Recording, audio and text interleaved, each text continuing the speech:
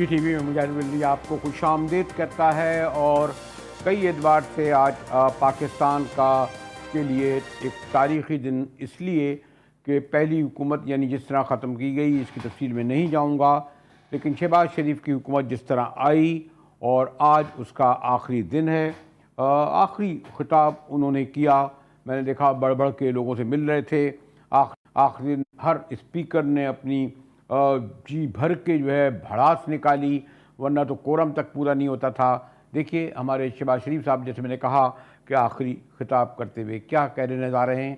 ویسے تو زیادہ ملبہ انہوں نے ماضی کی حکومتی پہ گرایا اور اپنی حکومت کی کارکردگی کو شاندار الفاظ میں خراج تحسین خود ہی پیش کیا۔ دیکھیے گا یہ۔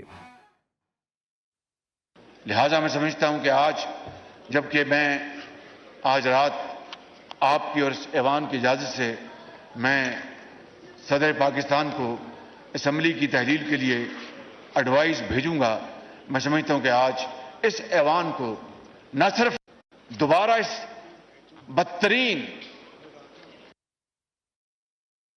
شہباز شریف صاحب جہاں آج آخری دن کہہ رہے تھے، وہاں سے تھوڑی دیر پہلے ہمارے سابق وزیر اعظم خاقان عباسی نے اس اسمبلی کو، جس میں 16 ماہ سے شہباز شریف صاحب ان کے قائد پرائم منسٹرشپ کر رہے تھے، بدترین پاکستان کی اسمبلی قرار دیا۔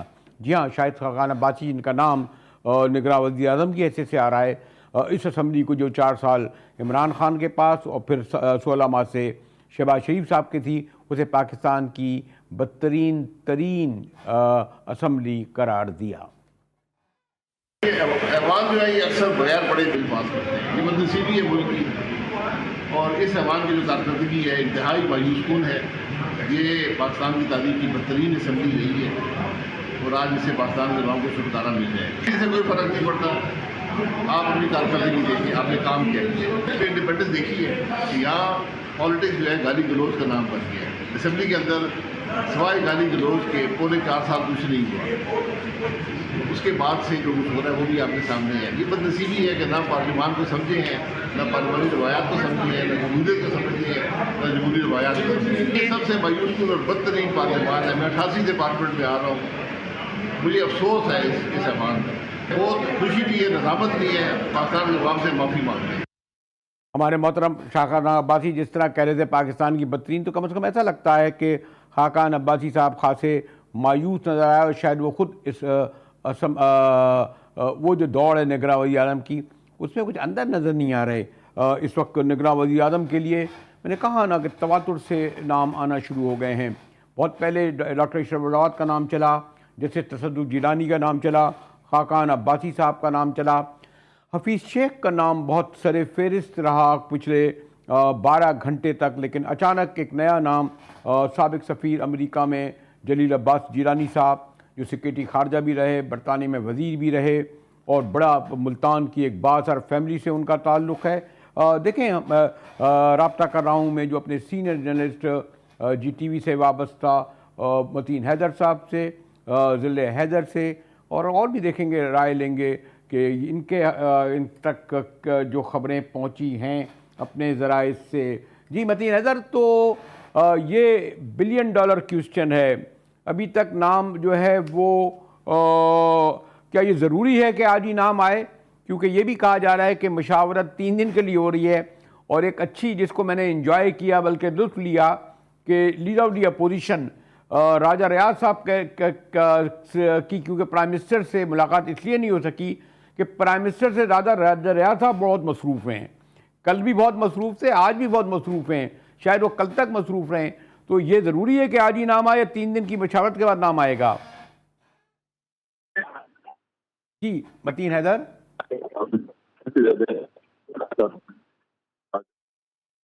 متین حیدر صاحب کو میں لائن پہ لے رہا ہوں۔ ذل حیدر صاحب ہمارے ساتھ موجود ہیں، ہمارے بڑے سینئر باخبر جی ذل، جو پچھلے 48 گھنٹے سے نام چل رہے ہیں، میں پھر یہ بھی ساتھ کہتا چلوں کہ ضروری ہے کہ آج ہی نام آئے، یہ 24 گھنٹے 48 گھنٹے بھی لگ سکتے ہیں ذل؟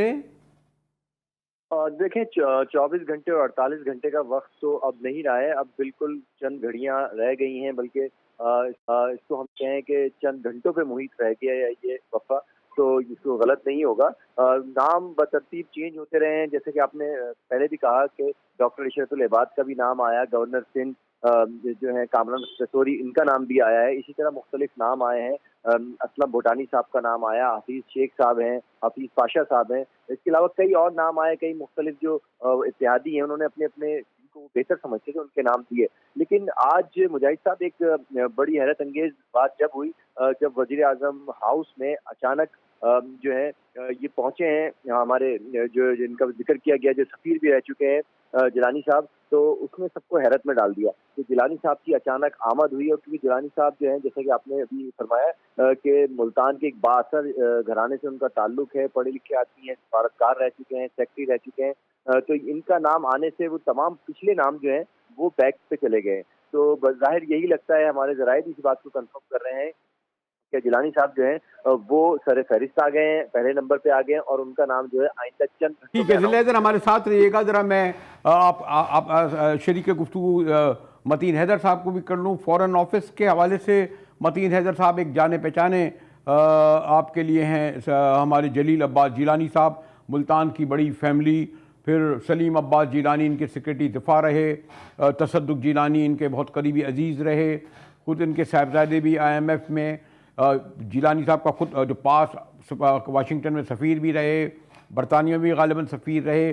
تو ایک اسٹرانگ پس منظر ہے. پھر ساتھ یہ کہ واشنگٹن اور IMF. تو اس حوالے سے اگر دیکھیں تو دوڑ جو ہے اس میں جیلانی صاحب کو ہمارے ضلع حیدر بھی تصدیق کر رہے ہیں کہ اس وقت فیوریٹ سر فہرست ہیں کیا؟ جی بالکل صاحب جو اطلاعات جلیل عباس جیلانی صاحب فیوریٹ ہیں، اور اس کی ایک وجہ میں نون لیگ کی طرف سے بھی انہیں سپورٹ ہے، اس لیے کہ جب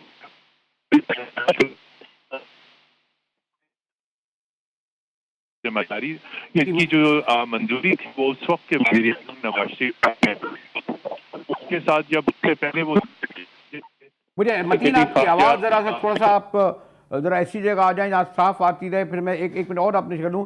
ضلع حیدر جیلانی صاحب کی ایک اور بھی ہے کہ یہ جہاں تک مجھے یاد ہے، میں نے ان کے ساتھ ٹریول بھی کیا جبکہ یہ سیکرٹری ایمبیسیڈر سے سیکرٹری خارجہ اس وقت نامزد کر دیا گیا تھا لندن میں، ہنا ربانی کھر کے ساتھ تھے. تو پیپلز پارٹی کے حوالے سے ان کے گہرے تعلق رہے ہیں. پھر ملتان، پھر گیلانی خاندان، پھر جیلانی خاندان. تو کیا پھر ایسا لگتا ہے کہ اس حوالے سے پیپلز پارٹی نے، کیونکہ باقی نام تو نون لیگ کے حوالے سے ہو رہے تھے، لیکن اگر آپ ضلع حیدر اجازت دیں مجھے تو اعزاز سید صاحب بھی باخبر صحافی ہیں، ذرا میں ان سے رائے لوں پھر آپ تک بھی آتا ہوں. جی اعزاز سید، ماشاءاللہ آپ بڑے اسلام آباد کے باخبر صحافی ہیں. متین حیدر اور ضلع حیدر صاحب کا کہنا یہ ہے کہ اس وقت جو دوڑ تھی اس میں نمبر 1 اب جیلانی صاحب کا نام آ رہا ہے، جلیل عباس جیلانی صاحب کا.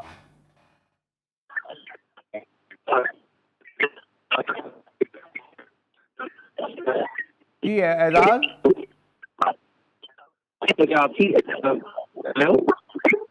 مجھے ایسا لگتا ہے کہ ایسا تو نہیں ہے کہ اسلام آباد سے جو آنے والی کالوں کو کچھ آنے میں ان کی مجھے بڑی دقت ہو رہی ہے. اعزاز سید، کیا آپ کیا جلیل عباس جیلانی صاحب کے نام کی تصدیق کر رہے ہیں کہ وہ موسٹ فیوریٹ ہیں؟ میں آپ کی آواز سن پا رہا ہوں. میں صرف یہ کہنا چاہ رہا تھا کہ ابھی انٹرم پرائم منسٹر کے حوالے سے جتنی بھی جو گفتگو ہے وہ خیال کے اوپر مبنی ہے، کسی کے پاس ٹنجیبل معلومات نہیں ہے. میں اس لیے یہ بات کہہ رہا ہوں کہ میں نے دونوں جو بڑی جماعتیں ہیں، پاکستان پیپلز پارٹی اور مسلم لیگ نون، لیڈرز ہیں اور ان کے جو کی منسٹرز ہیں، ان سے میں نے بات کی ہے. دونوں کا یہ کہنا ہے، دونوں رہنما یہ کہنا ہے کہ یہ جو میٹر ہے یہ صرف اور صرف میاں شہباز لیکن اعزاز سید، کیا یہ ضروری ہے کہ آج ہی نام آئے؟ مشاورت کے لیے 3 دن رکھ سکتے ہیں؟ یعنی جب پریزیڈنٹ صاحب کو بھیجا جائے گا، یہ ہمارے پرائم منسٹر صاحب بھیجیں گے، پریزیڈنٹ صاحب اسمبلیاں کو اس پر دستخط کریں گے کہ یہ تحلیل ہو گئی، لیکن جو نیا نام آئے گا وہ تو دیا جائے گا، پھر وہ حلف اٹھائے گا، پھر تقریب ہوگی. تو کہ آج ہی ضروری ہے کہ نام آئیں؟ جی اعزاز. سوری میں خیال میں ہمارے اعجاز سید صاحب اور متین حیدر صاحب شاید اسمبلی میں. متین آپ کو آواز آ رہی ہے؟ اس لیے واضح آواز نہیں آ رہی. جی ذل حیدر، تو اعجاز سید صاحب کا اصرار ہے اور آپ کو اسلام آباد کے باخبر صحافیوں میں سے ہیں، ان کا کہنا ہے کہ ابھی فائنل نہیں ہوا ہے. آپ کا پاس کیا خبر ہے ذل حیدر؟ دیکھیں مجاہد صاحب، نام جو ہے فائنل ابھی بالکل نہیں ہوا ہے، لیکن جو گفتگو ہوتی ہے جس میں ڈسکشن ہوتی ہے، کیونکہ دیکھیں ابھی شہباز شریف جو ہے وہ صرف نون لیگ کے ہی وزیر اعظم نہیں ہے. شہباز شریف کے ساتھ جو ہے وہ مختلف اتحادی جماعتیں، ان کے سربراہ ہیں، ان سے مشاورت کرنا بہت ضروری ہے، کیونکہ یہ اکیلا فیصلہ صرف نون لیگ کا نہیں ہوگا. شہباز شریف یا نواز شریف کا اکیلا فیصلہ نہیں ہوگا، اس میں آصف علی زرداری صاحب کا کردار جو ہے وہ انتہائی اہم ہے. اس کے علاوہ کیونکہ چیئرمین پی ٹی آئی کی حکومت گرانے اور پی ٹی آئی کی حکومت ختم کرنے میں آصف علی زرداری کا ایک اہم کردار تھا، تو ان سے مشاورت کرنی انتہائی ضروری ہے. ان کی مشاورت کے بغیر نگراں سیٹ اپ نہیں آ سکتا. تو ابھی نام پہ ڈسکشن چل رہی ہے، مختلف نام زیر غور سے، کچھ نام کٹتے گئے، کچھ نئے آتے گئے، لیکن اب تک کی جو اطلاعات ہیں اس میں یہی بظاہر لگتا ہے، جو حالات اور واقعات بتا رہے ہیں، کہ جیلانی صاحب جو ہیں ان کو فیورٹ قرار دیا گیا. لیکن پھر بھی اس پہ مشاورت ہو سکتی ہے. ہو سکتا ہے جس طرح جیلانی صاحب کا نام اچانک آیا ہے، کوئی ایک نام اور آئندہ چند گھنٹوں میں آپ کی نظر سے گزرے اور وہ فیوریٹ ہو. تو فی الحال ابھی تک جو ہے وہ جیلانی صاحب جو ہیں وہ فیوریٹ ہیں، اور بظاہر یہی لگ رہا ہے کیونکہ ان کی ایبلٹی اور ان کی قابلیت پہ تو کسی قسم کا کوئی کمپرومائز یا سوالیہ نشان نہیں ہو سکتا. ان کا کردار، ان کا خاندان، ضلع میرے خیال میں ایک دو ڈارک ہارس جسے لفظ استعمال کیا جاتا ہے، اس میں ایک اکانومسٹ کے حوالے سے نام لیا جائے تو ڈاکٹر عشرت حسین صاحب کا بھی نام آ رہا ہے، اور جج کی حیثیت سے اب بہرحال کہیں جسٹس خلیل رمدے صاحب کا جو ہیں بہت جو تھے، ان کا بھی نام لیا جا رہا ہے. یہ ناموں کا سلسلہ جاری ہے. لیکن میں آپ سے یہ پوچھوں گا کہ یہ پور لیڈر آف دی اپوزیشن راجہ ریاض صاحب بہادر بھی تو ہو سکتے ہیں، اچانک کہ ڈٹ جائیں، اڑ جائیں، کہیں نہیں جی میں تو، ان کا بھی تو مشورہ ضروری ہے، دستخط ضروری ہوں گے اس پر، اس لیٹر پہ جو جائے گا الوی صاحب کے پاس. جی بالکل ضروری ہو سکتا ہے. لیکن دیکھیں جیلانی صاحب کا نام کی میں آپ کو بتاؤں کہ اس وقت نگراں جو سیٹ اپ آئے گا اس کا کام صرف الیکشن کرانا ہی نہیں ہوگا. کچھ اس طرح کی آئی ایم ایف کی بھی شرائط ہیں جن کو اس عرصے میں جو ہے اس میں پورا اترنا جو ہے اس ملک کی معیشت کو کھڑا کرنے کے لیے ایک اہم کردار ہے. ان کے جو فیصلے ہوں گے، ان کی جو چیزیں ہوں گی، ان کے جو تعلقات ہوں گے، وہ ایک تو معنی رکھتا ہے. تو یہ بھی مد نظر رکھنا ہے. اسی لیے تھوڑا سا اس نام کو سلیکٹ کرنے میں دیر ہو رہی ہے کہ مختلف ناموں کو. اچھا ضلع آج ہی کیا صوبوں کے وزرائے اعلیٰ کے نام بھی آ جائیں گے؟ اور میں نے یہ سنا ہے کہ اگر جو وزیر اعلیٰ آئیں گے نگراں، وہ پاورفل ہوں گے، ٹرانسفر پوسٹنگ بھی کریں گے. سنا ہے کچھ بڑی بھگدڑ مچی ہوئی ہے کراچی میں بھی، اسلام آباد میں بھی خاص طور پر. جی مجاہد صاحب، بالکل آپ نے بڑی ایک اہم ایشو جو ہے وہ چھیڑ دیا ہے. یہ آپ بالکل صحیح کہہ رہے ہیں کہ اب جو سیٹ اپ آ رہا ہے، جو ہمارے ذرائع ہیں انہوں نے 100% اس چیز کو کنفرم کیا ہے کہ جس تیزی سے کرپشن کی کہانیاں منظر عام پہ آتی ہیں، آپ کے پروگرام میں بھی بہت سارے قصے اور انکشافات ہوتے ہیں، لیکن اس کے بعد، اس خبر کے بعد کوئی اثر نہیں ہوتا تھا، جس کی وجہ سے ملک کی مختلف پالیسیز جو ہیں وہ کامیاب نہیں ہو سکی تھی. معیشت جو ہے وہ ڈاؤن جا رہی تھی، کرپشن کا بازار گرم تھا، کرپٹ لوگ جو ہے وہ منظر عام پہ اور پاورفل ہو گئے تھے. تو اس کے لیے ضروری ہے کہ ایسی شخصیات کو نگراں وزیر اعلیٰ اور دیگر پوسٹوں پہ لایا جائے جن کا کوئی سیاسی دباؤ جو برداشت، جو جن کے اوپر کسی قسم کا سیاسی دباؤ نہ ہو، اور وہ ایک بڑے آپریشن، ایک گرینڈ آپریشن کی تیاری کے لیے ان کو تیار کر لیا گیا ہے. جو ہمارے ذرائع وہ یہ بھی بتا رہے ہیں کہ جیسے ہی نگراں سیٹ اپ آئے گا اس کے فوراً بعد 30 بڑی مچھلیوں کے نام جو ہیں اس ملک کے تمام انٹرنیشنل ایئرپورٹ کو دے دیے جائیں گے کہ وہ ملک سے باہر نہ جائیں. شکریہ ذل حیدر صاحب. ہم ذرا ایک بریک کی طرف جائیں، اور ہو سکتا ہے کہ جب ہم بریک کے بعد آئیں تو کچھ اور نام اس دوران آ چکے ہوں یا نام فائنل بھی ہمارے پاس آ چکا ہو. تو چلتے ہیں ایک بریک کی جانب.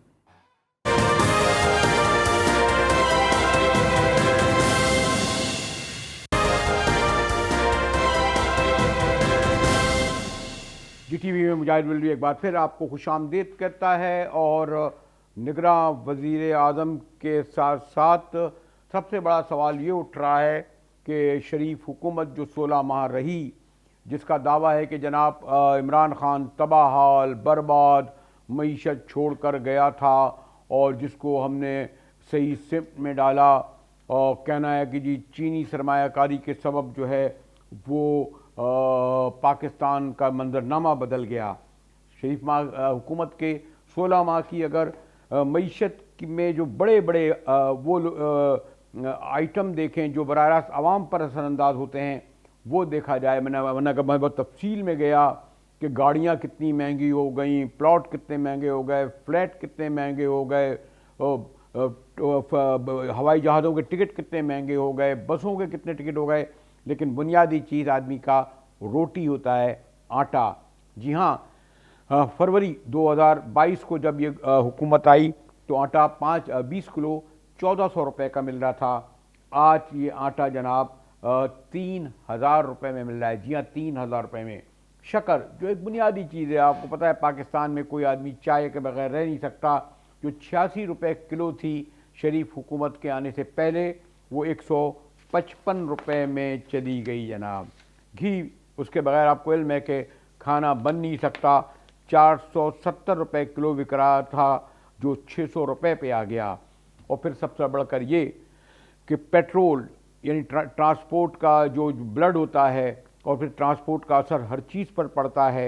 150 रुपये का था जनाब अप्रैल 2022 में, आज वो कहीं 273 कहीं 280 में हो रहा है।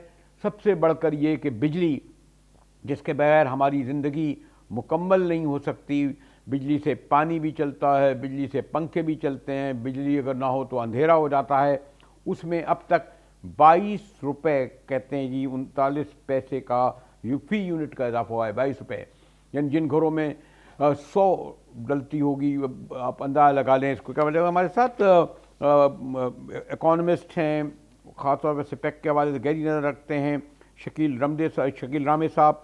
शुक्रिया शकील रामे साहब।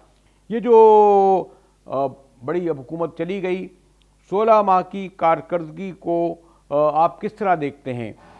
ये तो कहते हैं जनाब चीनी सरमाएकारी के सबब तब्दील हो गई पूरी जो है, तो ये जो मैं अगर आम आदमी की चीज़ें मैं अभी जो गिना रहा था आपने सुनी होंगी, और जो तनख्वाहें हैं उसके वक्त तो मुल्क डिफ़ॉल्ट हो ना हो, आदमी का ज़रूर यानी आम आदमी ज़रूर डिफ़ॉल्ट यानी उसका दिवालिया हो गया। शायद ये गवर्नमेंट की कारकर्दगी पे बात हो सकती है कि इन्होंने क्या किया इन 16 माह में, जो डिलीवर किया, या इससे पहले जो 3.5 साल पीटीआई गवर्नमेंट के रहे क्या डिलीवर हुआ।